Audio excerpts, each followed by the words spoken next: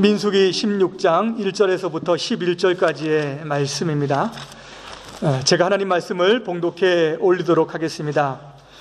레위의 증손 고핫의 손자 이스라엘의 아들 고라와 루벤 자손 엘리압의 아들 다단과 아비람과 벨렛의 아들 온이 당을 짓고 이스라엘 자손 총회에서 택함을 받은 자 곧 회중 가운데에서 이름 있는 지휘관 250명과 함께 일어나서 모세를 거스르니라. 그들이 모여서 모세와 아론을 거슬러 그들에게 이르되 너희가 분수에 지나도다. 회중이 다 각각 거룩하고 여호와께서도 그들 중에 계시거늘 너희가 어찌하여 여호와의 총회 위에 스스로 높이느냐. 모세가 듣고 엎드렸다가 고라와 그의 모든 무리에게 말하여 이르되 아침에 여호와께서 자기에게 속한 자가 누구인지 거룩한 자가 누구인지 보이시고 그 사람을 자기에게 가까이 나오게 하시되 곧 그가 택하신 자를 자기에게 가까이 나오게 하시리니 이렇게 하라. 너 고라와 내 모든 무리는 향로를 가져다가 내일 여호와 앞에서 그 향로에 불을 담고 그 위에 향을 두라. 그때 여호와께서 택하신 자는 거룩하게 되리라. 레위 자손들아 너희가 너무 분수에 지나치느니라. 모세가 또 고라에게 이르되 너희 레위 자손들아 들으라. 이스라엘의 하나님이 이스라엘 회중에서 너희를 구별하여 자기에게 가까이 오게 하사 여호와의 성막에서 봉사하게 하시며 회중 앞에 서서 그들을 대신하여 섬기게 하심이 너희에게 작은 일이겠느냐. 하나님이 너와 내 모든 형제 레위 자손으로 너와 함께 가까이 오게 하셨거늘 너희가 오히려 제사장의 직분을 구하느냐. 이를 위하여 너와 너희 무리가 다 모여서 여호와를 거스르는도다. 아론이 어떠한 사람이기에 너희가 그를 원망하느냐. 아멘. 질서의 공동체를 확립하라 라고 하는 제목으로 우리 하나님 말씀을 함께 나누도록 하겠습니다. 오늘은 민수기 광야교회 세 번째 말씀입니다. 첫 번째 말씀은 이제 나시린을 통해서 헌신의 공동체여야 된다라고 하는 말씀을 드렸습니다. 그리고 지난 시간에는 우리가 가데스 바네아에서의 그런 사건을 통해서 하나님이 원하셨던 그 광야교회는 믿음의 공동체였다라고 하는 것을 제가 말씀을 드렸죠. 오늘은 질서의 공동체로 확립하라라고 하는 말씀입니다. 여러분, 하나님은 질서의 하나님이십니다. 고린도전서 14장 33절에 보면 하나님은 무질서의 하나님이 아니시요 오직 화평의 하나님이시니라 라고 말씀을 하죠. 하나님께서는 질서를 통해서 모든 것을 조화 있게 또 화평 있게 이루어 나가시기를 원하신다는 거예요. 하나님께서는 이 모든 세상 또한 질서 가운데에서 질서대로 창조를 하셨습니다. 생각해 보면 시간도 질서고 공간 또한 질서입니다. 혼돈의 세계를 질서의 세계 가운데로 만드신 것이 바로 창조이죠. 그래서 모든 만물들은 사실 질서 가운데서 질서 정연하게 다 움직입니다. 낮과 밤은 동일하게 움직이고 또 사계절은 어김없이 찾아옵니다. 그리고 해와 달과 별도 늘 정해진 그런 자리에서 이렇게 움직이죠. 어느 것 하나 하나님의 질서를 깨트리는 그런 세계는 없습니다. 인간의 창조 세계도 마찬가지입니다. 인간의 창조도 마찬가지라고 하는 거예요. 하나님께서는 인간을 만드실 때에 남자와 여자를 만드셨습니다. 이것도 질서입니다. 남자는 아내를 어떻게 해야 됩니까? 사랑하고 아내는 남편을 순종하는 거예요. 사실은 질서입니다. 이것이 높고 낮은 것이 있는 것이 아니라 하나님께서 역할을 통해서 질서를 만들어 주시는 거예요. 그리고 한 남자와 한 여자를 통해서 가정을 이루게 하시죠. 맞죠? 이것이 질서대로 하나님께서 만드신 것입니다.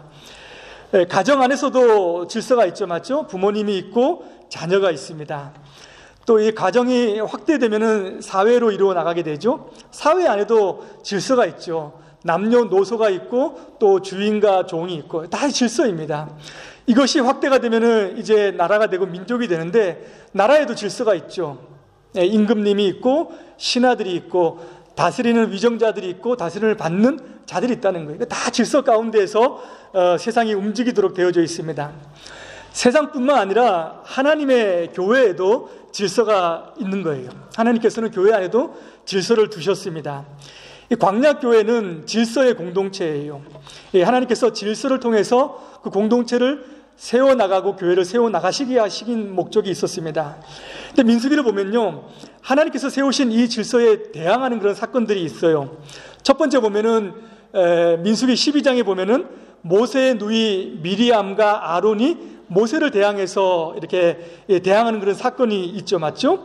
모세가 구스 여인을 취한 것을 가지고 모세를 이제 비방을 합니다. 근데 실제 그 비방의 목적은 여인을 취해서였기 때문이 아니라 모세의 지도자에 대한 위치에 대한 그 비난입니다.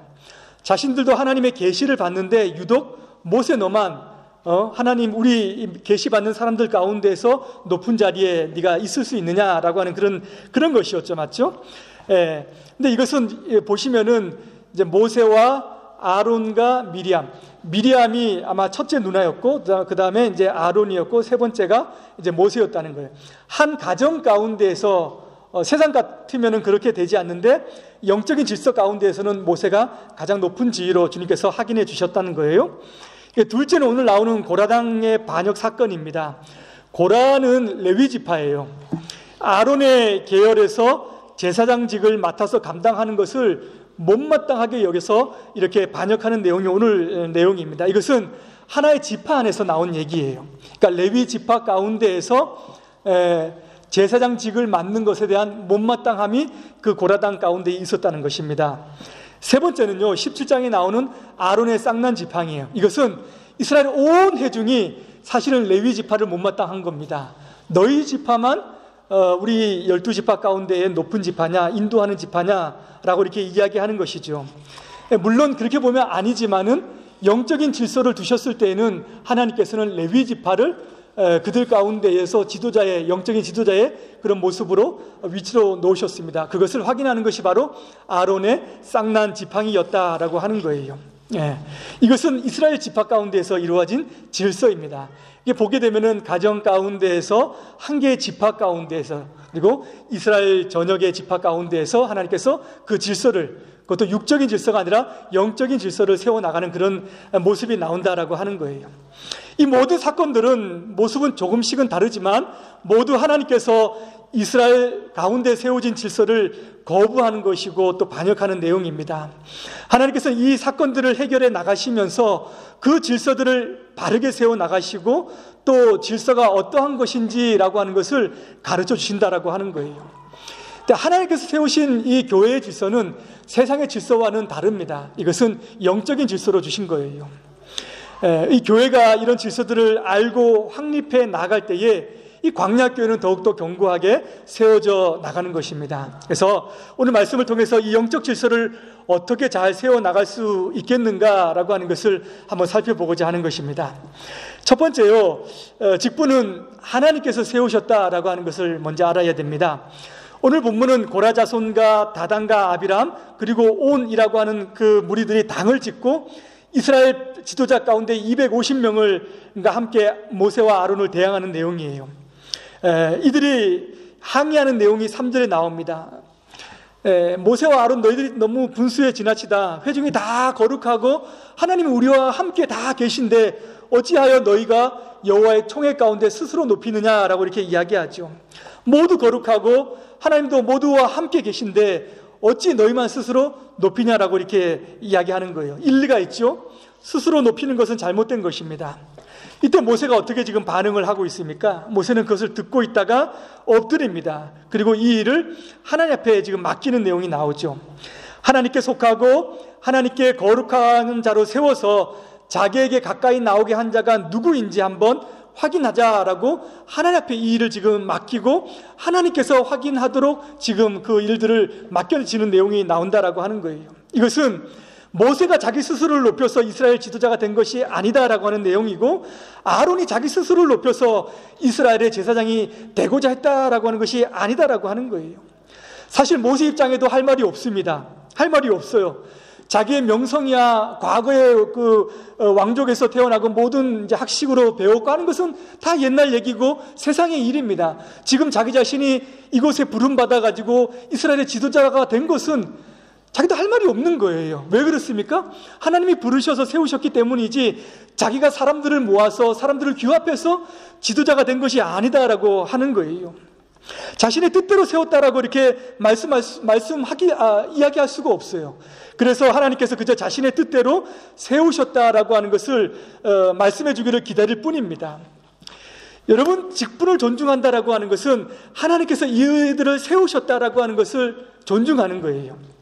모든 직분은, 모든 그 하나님의 그 직무는 하나님께서 세우셨습니다. 구약의 장로와 지도자 모세와 또 아론 계열의 제사장들과 레위, 또 신약에 들어오면은 사도들과 선지자들이 나오죠. 복음 전도자들이 나옵니다. 목사와 교사가 나오고요, 장로와 집사가 나와요. 이 모든 것은 사실은 교회의 역사 가운데에 하나님께서 자신의 필요에 의해서 자신의 뜻을 이루고자 세우신 직분이에요. 인간이 우리가 모여서 하나님을 예배하고 경배하고 어떻게 하면 잘 하나님을 모실까 해서 그들의 필요에 의해서, 사람의 조직에 의해서 만들어진 직분들이 아니다라고 하는 거예요. 그래서 우리가 이것을 직분을 존중하는 것은 단 한 가지 이유밖에 없습니다. 무엇입니까? 하나님께서 세우셨기 때문이에요. 제가 군대에 있을 때, 민수기가 지금 계속 군대 조직이기 때문에 제가 군대 얘기를 자주, 군대에 있을 때에 파견을 나간 일들이 있었어요. 훈련을 때문에. 근데 굉장히 좀 훈련이 힘들었어요. 그래서 이제 힘든 때는 주일에 교회를 나가서 예배드리고 이제 또 위로를 받고 하지 않습니까? 그 많은 사람들이 이제 그 힘든 훈련을 피해서 교회로 이제 모이는 거예요. 갔더니 아주 교회가 아주 힘이 있고 좋아요. 예배를 돕는 사람들이 자발적으로 중간중간에 서서 사람들을 인도하기도 하고 또 찬양을 하면은 막 힘있게 박수를 하는 거예요. 너무나도 박진감이 넘치고 또 생동감이 있는 그런 예배였습니다. 근데 이제 순서가 되어서 이제 목사님께서 말씀을 전하시기 위해서 이제 단위에 서셨어요. 다들 이제 기울을 기울이는데 목사님이 말씀을 더듬는 거예요. 그러니까 말 더듬으셔요. 한마디 한마디 할 때마다 그냥 슬슬 말씀하시는 것이 아니라 한마디 할 때마다 말을 더듬는 거예요. 그래서 굉장히 듣는 사람이 답답하고 마치 신경이 쓰이고 또 무슨 말씀을 하시려고 하는가 귀를 쫑긋 세워야 그 말씀을 들을 수 있을 정도였다는 거예요. 저는 그때 어떻게 저 목사님이 말씀을 전하시고 여기서 훈련생들이 이렇게 은혜를 받을 수 있을까, 좀 그런 생각을 그때 했던 기억이 납니다. 그리고 그래서 예배 끝나고 주의를 들어봐도 그곳에서 예배드리는 훈련생들이나 거기서 예배드리는 성도님들이 그 목사님에 대해서 불평하는 것을 제가 들어보지는 못했습니다. 세상 같으면 그런 목사님 세우지 않았을 거예요. 목사님 말씀을 잘 전하셔야 되는데, 말을 해야 되는데 말을 더듬으면은 아마 세상 같았으면은 안 세우죠. 맞죠? 아마 심사에서 탈락이 되었을 것입니다. 근데 하나님은 그런 분도 세우세요. 그런 분도 세우셔서 사람이 일을 하는 것이 아니라 하나님께서 친히 일하신다라고 하는 것을 사람들에게 직접 보이십니다. 그런 하나님의 백성, 하나님의 직분자들을 세우셔서 하나님의 도구가 되게 하신다라고 하는 거예요. 말 더듬는 목사님을 존경하고 존중하는 것은 그들이 그 목사님이 탁월해서 존중하는 것이 아니라 바로 하나님을 존중하기 때문에, 하나님이 세우셨다라고 하는 것을 인정하기 때문에 그 목사님을 존중하는 거였죠.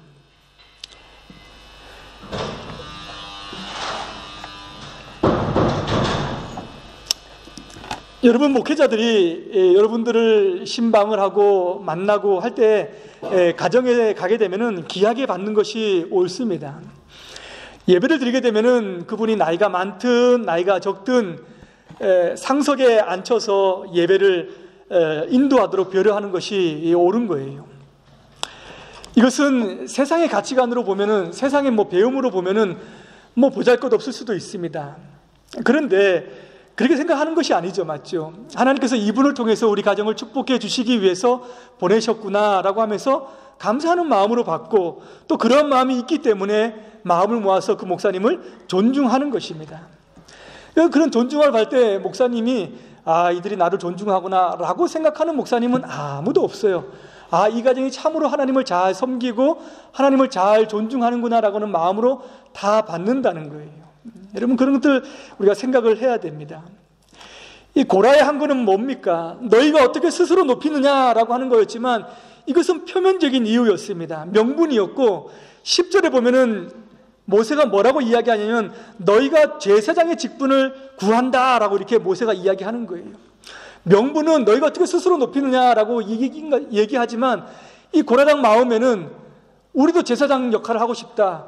마음속에 욕심이 있는 거죠. 맞죠? 너희들만 제사장의 그 직분을 내서 하나님 앞에 나아가서 그 일들을 하냐? 아니다. 우리도 할 자격이 있다. 우리도 하겠다라고 이렇게 불평과 원망하는 거죠. 마음에 욕심이 있는 거예요. 욕심 가운데, 탐욕 가운데 가장 나쁜 탐욕은 영적인 탐욕입니다. 사단이 창조 질서를 파괴한 것은 하나님보다 더 높은 자리에 앉고 싶어 했던 그 영적인 탐욕이에요. 그런 마음에서 다 오는 것입니다.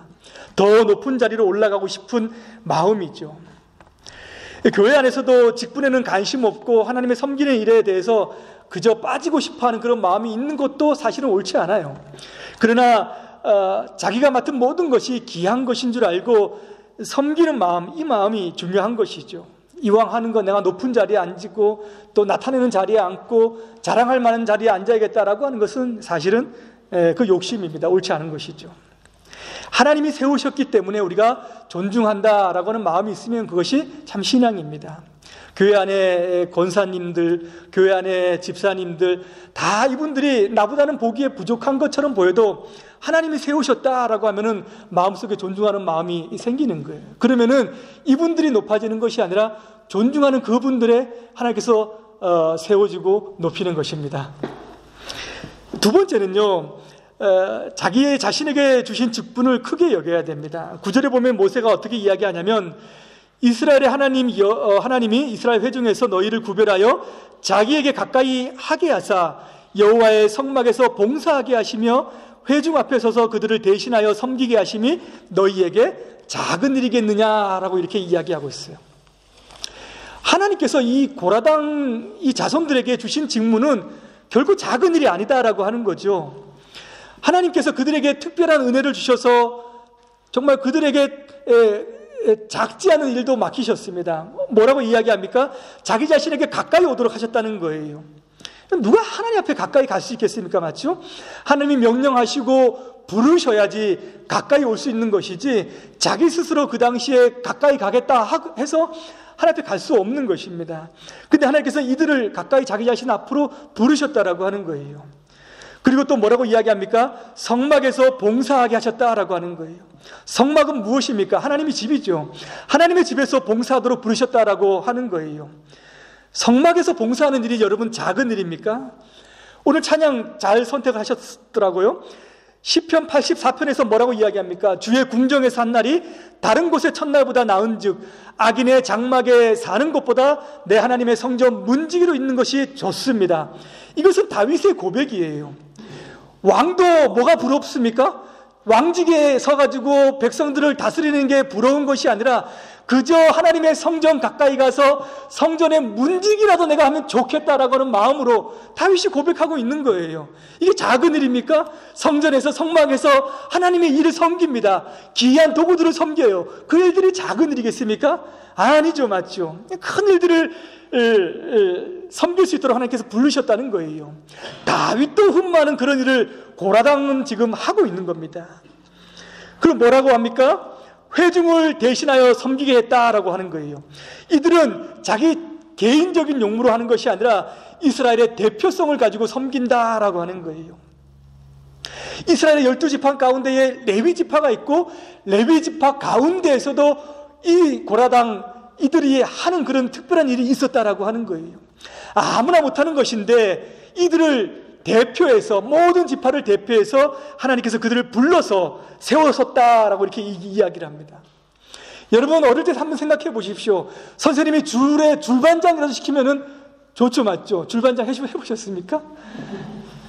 괜히 막 가만히 있는데 나를 줄반장 시키면 이제 마음이 막 으쓱해지고 어깨가 반장이라도 하면은 정말로 세상의 권세를 다 가진 것처럼 이렇게 그 한 학기는 보내 그런 마음이 생긴다는 거예요. 이스라엘 대표에서 그들을 부르셔서 그 일을 하게 하셨는데 그게 어떻게 작은 일이겠느냐라고 이렇게 이야기하는 거예요. 여러분 혹시 여러분들 가운데 제가 교회에 맡아서 살아가는 이 일들이 참 별것 아니다, 작은 일이다라고 여기시는 분들이 있습니까? 이건 뭐 누구나 하는 일이고 그냥 뭐 큰 재능이 없어도 할 수 있는 일이야 라고 생각을 하시는 분들이 있는지 모르겠습니다. 아니에요. 하나님께서 맡기신 일은 크게 보이든 작게 보이든 모두 큰 일입니다. 모두 귀한 일이다라고 하는 거예요. 세상의 가치관으로 보면은 레위인들이 하는 일들이 좀 작게 보일 수 있습니다. 제사장들은 아주 좋은 옷을 입고 나아가서 하나님을 섬기는데 이 고아 자손들은 그저 그릇이나 닦고 어디 이동하면은 그것을 보자기에 싸가지고 메고 다니고 뭐 뒷짐지고 종들이 하는 일처럼 보일 수 있겠어요. 그런데 하나님께서는 그렇게 보시지 않는다라고 하는 거예요. 너희들이 하는 일들은 너무 귀하다, 너무 중요하다, 너무 큰 일을 너희들이 감당하고 있다라고 이렇게 이야기를 한다는 거예요. 여러분, 교회에서 어떤 직무가 큰 일입니까? 공동체에서는 거룩한 일이 있고 세상적인 일이, 거룩한 일이 있고 속된 일이 따로 있는 것이 아니에요. 부엌에서 설거지하는 일은 그저 그냥 힘센 남자들하고 또 어떤 일이죠? 앞에 나와서 찬양하고 성가대로 수고하면은 거룩한 찬양, 거룩한 노래를 부른 것처럼 보이고, 그렇습니까 여러분? 아니죠, 맞죠? 교회 안에서 우리 하는 모든 일들은 다 거룩한 일입니다. 다 귀한 일이, 하나도 그냥 속된 일이 없습니다. 여러분, 의자 나르고 우리 함께 교제를 준비하기 위해서 움직이는 것, 이거 작은 일입니까? 다 귀한 일이고 큰 일입니다. 이런 일에 우리가 물러서서는 안 되는 거예요. 예배 중에 그냥 모르겠어요, 아주 중요한 일을 맡아가지고 순서를 담당하고 그러면 그날은 자기는 돋보이는 날이고 나머지 날은 아니고, 그런 것이 절대 아닌 것입니다. 여러분, 어떤 모임에서 내가 벼슬이라도 얻어야지만이 그만큼 내가 일을 한다라고 생각하고 벼슬이 없으면은 그저 뒷짐지고 그렇게 한다는 것이 아니다라고 하는 거예요. 제가 늘 말씀을 드렸죠. 좋은 공동체는 한 사람이 하는 일을 몇 명이 해요? 10명이 하죠. 맞죠? 한 사람이 해야 되는 일을 10명이 하는 거예요. 아이, 저거는 회장 네가 맡았으니까 네가 해, 이런 게 아니라는 거예요. 다 같이 마음을 모아서 하는 겁니다. 안 좋은 교회는 어떤 교회예요? 반대로 10명이 해야 되는 것을 몇 명이 합니까? 한 사람이 하는 거예요. 한 사람. 맨날 하는 그 사람이 합니다. 네. 이거 참 보기 안 좋아요. 네. 우리 모두에게 맡겨진 일들은 귀한 일이다라고 하는 거예요. 고레왕은 모래와 아론에게 너희가 참 분수에 지나치다라고 항의하지만 실제 모세는 그들에게 너희가 분수에 지나치다라고 하는, 너희가 너희 믿음, 너희 맡은 책임, 너희가 감당해야 될 그 이상들을 지금 요구하고 있구나라고 이렇게 이야기를 하는 거죠. 로마서 12장 3절에도 주님께서 이렇게 말씀하세요.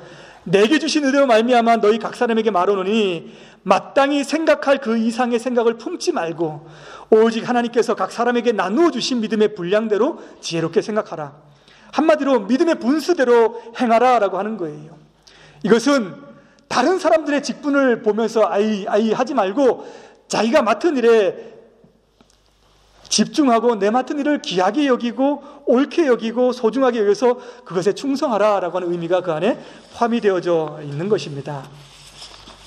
마지막 세 번째는요, 성령에 의해서 인도되어져야 합니다. 직분 이야기하니까 이제 우리가 높고 낮고 하는 것을 이야기하는데 교회는 그렇지 않아요. 어떤 직분을 받고 가진 것이 중요한 것이 아닙니다. 이 직분이 하나님의 질서대로 봉사하며 섬겨지기 위해서는 반드시 뭐가 필요하냐면 성령의 지배를 받는 것이 필요해요. 성령의 인도함을 받는 것이 반드시 필요합니다. 여러분, 모세가 자신의 직분을 늘 성공적으로 이렇게 감당했다고 생각을 하십니까? 모세는 지도자고 온유함이 온 지면에 승한 사람이고 하나님의 늘 높임을 받는 사람이기 때문에 그 직분을 잘 감당했다라고 생각을 하십니까? 아니에요. 모세도 불평해요. 민수기 11장을 보면은 모세가 뭐라고 얘기하면, 여러분, 하나님, 내가 이스라엘 백성들을 인도하는 거 힘들어 죽겠습니다. 이들이 하는 요구나 불평들을 내가 다 들어줄 수도 없습니다 얘기합니다. 그러면서 하나님께 책임이 심히 중하여 나 혼자는 이 백성을 감당할 수 없습니다 라고 이렇게 하나님 앞에 호소를 하고 있습니다. 이때 하나님께서 뭐라고 말씀하시냐면 장로 70명을 세워서 모두 다 장막 앞으로 세우라라고 이렇게 얘기해요. 그리고 하나님의 영을 그들에게 임하게 합니다. 하나님의 영을 받은 그 사람들은 전부 다 모세와 같이 그 자리에서 예언을 해요. 예언을. 근데 그렇게 70인 가운데에 나오지 않고 자기 장막에 있었던 두 사람이 있었어요. 근데 어떤 사람이 보니까 그 두 사람도 자기 장막에서 예언을 하는 거예요. 여호수아 보니까는 아니 모세가 여기 나오라고 했는데 나오지도 않고 그럼에도 불구하고 저들이 예언을 해? 그러면 안 된다라고 생각을 해요. 여호수아 마음 가운데는 모세가 더 높고 이들은 낮은데 저들이 모세의 말도 안 듣고 저렇게 성령의 은혜를 받는 것은 안 된다라고 생각을 합니다. 그때 모세가 뭐라고 이야기합니까? 여호와께서 그의 영을 모든 백성에게 주사 다 선지자가 되게 하시기를 원하노라 이렇게 대답을 합니다. 그들뿐만 아니라 70인의 장로뿐만 아니라 모든 백성이 다 하나님의 영을 받아가지고 나와 같이 또는 선지자가 되어서 하나님의 일들을 감당하기를 내가 원한다라고 이렇게 하는 거예요. 이것이 하나님의 방법이고 이것이 하나님의 뜻입니다. 모두가 하나님의 영의 인도함을 받아서 나아가는 것이 가장 좋은 길이다라고 하는 것을 주님께서 알려주시는 거예요. 한 사람도 빠짐없이. 목사님은 설교 말씀 전하니까 늘 성령의 충만함을 받고 우리는 그냥 교회에 나와서 이렇게 일을 하니까 우리는 뭐 맡을 때만 중요할 때만 성령의 인도함을 받아서 나간다라고 하는 것이 아니라 모두가 하나님의 영에 모두가 성령의 충만함을 받아서 나아가는 거예요. 구약 당시에만 이런 방법을 주님께서 말씀하시는 것이 아닙니다. 신약에도 마찬가지예요. 고린도서 12장에 보면은 당시에 성령의 은사가 나오죠. 맞죠? 성령의 은사가 나옵니다. 그리스도의 몸의 질서를 세우기 위해서는 각각의 은사를 주셨고 성령으로 나눠주셨다라고 이렇게 말씀을 하죠. 중요한 게 무엇입니까? 모두가 은사를 받는 것이 아니라 중요한 것은 한 성령, 같은 성령을 받아서 그것으로 세워지는 것이 사실은 중요한 것입니다. 한 성령의 인도함을 받을 때에, 같은 성령의 인도함을 받을 때에 직분은 다르고 은사는 달라도 하나님께서 원하시는 질서의 모습대로 그 공동체가, 광장교회가, 오늘날의 교회들이 세워져 나아가는 거예요. 나아가는 것입니다. 모세는 이것을 알았다는 거예요. 모두가 그렇게 나가기를 원했다라고 하는 거예요. 교회가 영적인 질서를 세워나가기 위해서는 하나님의 영에 반드시 인도를 받아야 됩니다. 말씀으로 기도로 충만해지고 성령의 인도함을 받으며 충만해지는 사람들이, 하나님의 인도함을 받는 사람들이, 이런 신자들이 많고 이런 사람들이 많아질 때에 바른 영적인 질서가 교회 안에서 사실은 세워지게 되는 거예요. 목회자가 성령의 지배를 받아야 됩니다. 반드시 받아야 되고 집사님들이, 권사님들이 반드시 성령의 인도함을 받고 충만함을 받는 가운데에 그 직분들을 감당해야 돼요. 감당해야 됩니다. 그래야 영적인 교회 질서가 세워지는 거예요. 반대로요, 교회의 질서가 무너지는 것은 성령 이외에 다른 것에 영향을 받을 때입니다. 교회는 고라당같이 사람이 당을 지어서 움직여져서는 안 되는 거예요. 여기 나오는 250명들 결코 작지 않습니다. 그 이스라엘의 12지파를 대표하는 지도자격이 250명이 모였다라고 하는 거예요. 사람이 다스리다라고 해서 그것이 용인되는 것이 절대 아닙니다. 인간적인 방법이고 세상적인 방법이에요. 사람의 영향력이 교회의 거리가 돼서는 절대로 안 됩니다. 여러분 반드시 기억하시기 바랍니다. 교회에서는 인간적인 관계들이 교회의 결정을 좌우해서도 안 되는 거예요. 세상의 힘이, 세상의 권력이, 세상의 재력이 교회를 움직여서는 절대로 안 됩니다. 어떤 것도 교회 안에 들어와서 하나님의 교회의 질서에 영향을 주거나 그것에 방해가 되거나 그것을 움직여서는 안 된다라고 하는 거예요. 사회에서는 다르죠. 직분이 높고 덕망이 있고 또 교양이 있고 그런 사람들을 잘 존중해서 지도자를 세워야 됩니다. 근데 교회는 그런 분들이 교회에 들어왔다고 해서 바로 지도자를 세울 수가 없어요. 영적인 질서를 알아야 되고 영적인 원리들을 알아야 됩니다. 이것에 마음을 두고 성령의 인도함을 받는 것이야말로 이 교회의 질서가 세워지는 것이구나 라고 하는 것을 알아야 되는 거예요. 이런 것을 알고 나면은 교회가 어려울 때 무릎 꿇고 하나님 앞에 기도하고 은혜를 구합니다. 말씀을 읽고 말씀을 듣고 말씀을 새기면서 거기에 순종해서 나가려고 하는 마음이 생기는 거예요. 이것이 지도자들이 해야 되는 일들이라고 하는 거예요. 하나님의 뜻을 구하고 어떤 일이든 신중하게 덕을 세우기 위해서, 다른 사람의 덕을 세우기 위해서 이렇게 노력을 기울이고 행하는 거예요. 중요합니다, 여러분. 교회가 성령의 인도함을 받으며 또 성령의 충만함을 가운데 세워지도록 여러분 기도하셔야 돼요. 목회자가 하나님의 말씀을 잘 깨닫고 분별하고 성령의 은혜로 전할 수 있도록 여러분 기도하셔야 됩니다. 반드시 기도하셔야 되는 거예요. 직분을 맡은 자들이 최선을 다해서 먼저 헌신하고 자신을 낮추어서 섬기고 성령의 열매를 먼저 맺어가며 앞장서서 주의 일들을 감당하고, 그것이 마른 것이나 젖은 것이나 어떤 것이든 상관없이 사람들이 보기에는 참 좋아 보이지 않아도 손발을 걷고 거기서 그 일들을 감당할 수 있도록 여러분들이 기도해 주셔야 되는 거예요. 그 교회 안에서는 그분들을 존중해야 됩니다. 하나님께서는 이 질서의 영적인 공동체를 잘 확립해서 광야교회가 세워지기를 원해요. 다른 것이 아닙니다. 하나님께서 세우셨기 때문에 그러는 것이고요.